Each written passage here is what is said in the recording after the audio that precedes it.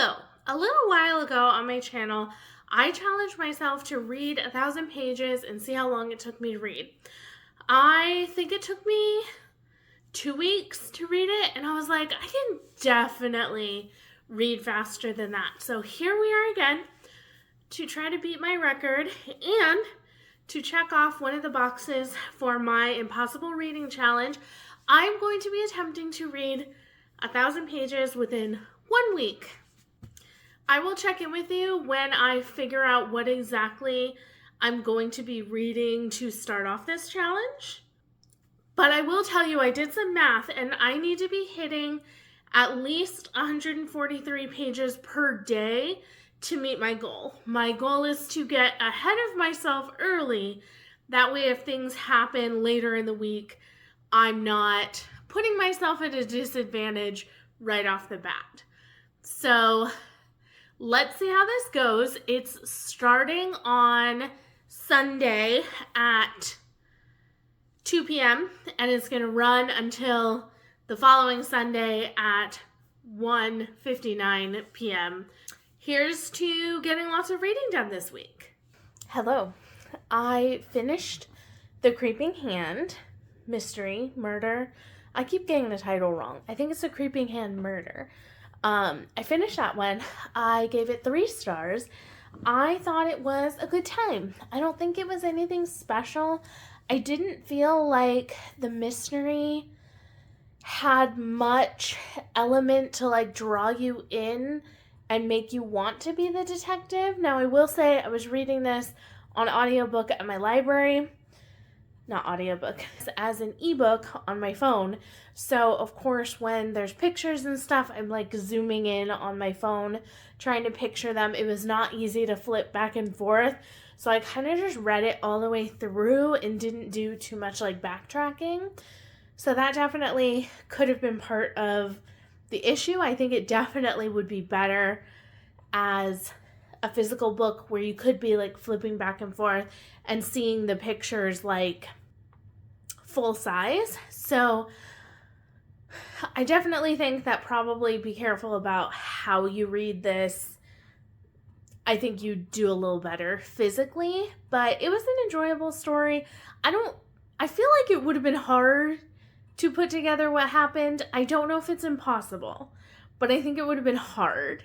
So I'm not sure how much this is an actual, you're supposed to be able to put the clues together and figure out who did it, or are you supposed to kind of be able to guess who did it, but not really know how, and then they kind of tell you how?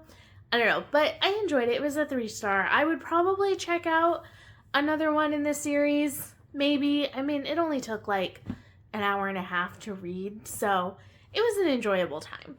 And now I'm going to pick up a chunky book, because when you're reading 1,000 pages in a week, may as well read something long. I will not be using this as my only physical read, but definitely I want to read a chunk of it this week, and that is Go Tell the Bees I'm Gone. If you saw my end of summer TBR, you'll know I promised to read this one in it, and we're going to. I have already started it. I am 4 pages in, so that's great, and I love Diana Gabaldon's writing, so I'm hoping to just be able to sink into this. I am maybe going to be going back to work soon. I have some job stuff out there, and so there are some maybes about going back to work in the fall as a teacher, maybe some other stuff. Not really sure yet, but I was like, now's the time to read the chunky book while I have more time at home to read it, and I can prop it up on a pillow on my lap and not have to carry it around with me. So that's the plan, is to read this. I need to read 20 more pages tonight because I believe I need to hit 149-ish pages every day. So 20 more in this to get to that goal, but I would like to get ahead of it because it's always better to get a little bit ahead of things rather than keep just on target. I want to give myself a little bit of buffer. So I have delicious fresh picked Marionberries. We went to a U-Pick farm and picked them, and I drizzled them with dark chocolate, and I'm going to enjoy them as a snack. They are so good. I'm very excited to have those.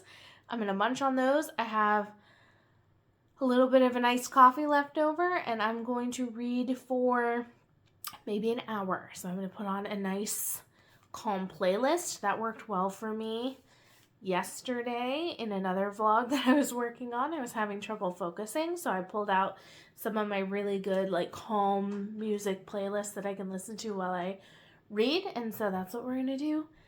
And I will update you tomorrow with how far I am. Okay, so it's the evening on day 3 of the challenge, and I believe we have hit the halfway point, or we will very soon. So yesterday, I started 2 books. I started Unsold by Will White, which is the first in the Cradle series. I got like the first 11 in the series for free at one point. He was giving them away, and so I have them all on my Kindle. I've had them for years, and I've heard really good things about Cradle. I've heard it's like a progression fantasy where you have this character that's sort of like leveling up and powering up. I've always been interested to know if I would like that kind of story, so I am nearing the 33% mark, so I'm about a third of the way through, and I'm enjoying it, except for it's very detailed, and I know for a fact that we are not going to be in the place that the story starts for the whole story. There are other things happening, and so we're spending like a long time on characters and setting that I'm not sure is going to be there a long time. So I'm not sure how relevant it is. And I feel like it's real slow and a lot of exposition to kind of ramp us up to what will be happening. So I'm struggling with it a little bit, but I'm still enjoying it and I'm intrigued. I'm definitely going to finish out this first book because I like the writing enough and I'm not too worried about the exposition and the length of everything. And so I think I'm nearing like 80 pages or something in that book. The first one is under 300 pages. And if I do enjoy it, I have many more books in the series that I can move on to immediately, which would be fun. And then the other main book that I've been focusing on is The Lion Game by Nikki French. I have this on audiobook because I've been doing a lot of cleaning and chores and animal grooming and all kinds of other stuff where I just can't be sitting and reading physically. So I've been listening to that and I'm so enjoying this book. I'm almost done with it. I have maybe like an hour of it left and it's so good. So the idea of this story is that you have a woman who's having an affair and she's going to the house of the man who she's cheating with. And when she goes there, she walks in and she finds his body and a hammer and he's been murdered. So she is freaking out going, okay, someone's gonna find this man. My stuff is like all over this apartment, like her toothbrush, her perfume, a picture of her, things like that are like all over this apartment. Her DNA is going to be all over it. And so she freaks out and is like, my affair is going to happen, is going to like come to light. What's that going to do to my family? And so she decides to basically do a deep clean of the apartment and then leave and not tell anyone about the body, not call 911. And then that turns into a bunch of lying. And you see this woman slowly spiral into trying to keep the lies straight and everything that's happening around the investigation once the body has been found, the investigation going into what happened there, and it gets twistier and twistier and more complicated the more the story goes on. And it is a very good audiobook. Like listening to the way the narrator is panicking, and the way that the person who is reading the book is sort of portraying that is really well done. I think is really good. And so I've just been enjoying, like, first of all, who killed this man? Second of all, this woman is making horrible, horrible mistakes, and it would have been way easier for her affair to have just come out rather than sort of tampering with evidence and trying to hide it. And it's just kind of like watching a car wreck, right? It's that, like, this is so terrible and you're making terrible mistakes and I want to look away, but I can't. That's how this book feels to me, and I'm enjoying it so much. Nikki French's writing is great. I do think the narrator at one point of the audiobook made it sound a little more comical than I think maybe the authors would have wanted it to be. Like, there was this one moment where I can't tell you what was happening. It would be spoilers, but there was something that was happening and she was having to, like, hide some stuff, and it turned a little comical, and I don't know if it would have read comical if I was, like, reading it physically, or if that's how, like, the narrator just decided to portray it. So that part felt a little cheesy and over the top to me, but other than that, it's been really good, and I'm eager to see what comes of all this, because it's just been a really wild ride. So that book is like 430 pages, and I think I've read close to 400 of them just in that book. I've read 80 pages of Unsouled and almost 30 pages of Go Tell the Bees That I'm Gone. So I think we're just over or just under the 500 page mark at the end of day 3. So that's feeling really good. I do want to spend more time on Go Tell the Bees I'm Gone, which, because it's such a big book and kind of small font, that's going to bring down the speed at which I'm gaining pages compared to, like, popping on an audiobook and listening to it for 3 hours while I clean. So that'll bring the pages down a bit, but if I'm consistent tomorrow, I'm certain I can still meet my goal between that and my ebook Unsouled. And I'm having a great time. This is going really well. I am definitely keeping above that 143 page goal so far. So it's feeling really great, really successful. I'm feeling very motivated to continue reading, and I'll check back in with you hopefully, if not tomorrow, hopefully Thursday morning, because I do have a church event tomorrow night. So I don't know if I'll check in then or not. We'll see. I did it. I did 1,000 pages in 5 days. I was not expecting it to be over that quickly. Let's talk about what I've been reading. So I finished The Lying Room by Nikki French. I really enjoyed this all the way through. I think that the conclusion, like the whodunit part, was a little bit lackluster for me, but everything else was really good. It was just the kind of thriller that's a little bit fun. Like, you kind of knew everything was going to be okay in the end, and so you weren't, like, that scared, but it was interesting, like, watching what was happening with the character. So I had a really good time with that. I would recommend that as one of their better ones that I've read. I've read some that are less memorable than that one, so I definitely think that would be what I would recommend of theirs. Then I started listening to on audiobook The Turn of the Key by Ruth Ware. I'm halfway through this, and I'm really enjoying it. I have heard that this is one of her better ones, and I would agree. I do not like all of her books. I've given a couple of them higher ratings. I don't think she's ever gotten a 5 from me, but definitely a 4 for a couple books. And then a couple of books have been not as well received by me. This one is about a woman who takes a nannying position at this, like, rich person's estate. There are 4 kids there, but only 3 of the girls actually live there. The other one's at boarding school. And the parents are a little bit weird. The house is a little weird. There's, like, a whole, like, smart system that, like, controls everything. There are cameras around. And the parents like hire her on. They're like, oh my gosh, all the other nannies have left. The girls are a little creepy, saying some weird things. But Rowan, the nanny, decides, okay, I'll take on the job. And then the mom's like, okay, we're actually leaving in the morning, so you're going to be with the girls, like, for an extended period of time alone. And then, of course, creepy things start happening. So, like I said, I'm halfway through. This is like 330 pages, so it's not very long. I'm having a good time with it on audiobook. So I had gotten this copy free from a nanny family that I nannied for.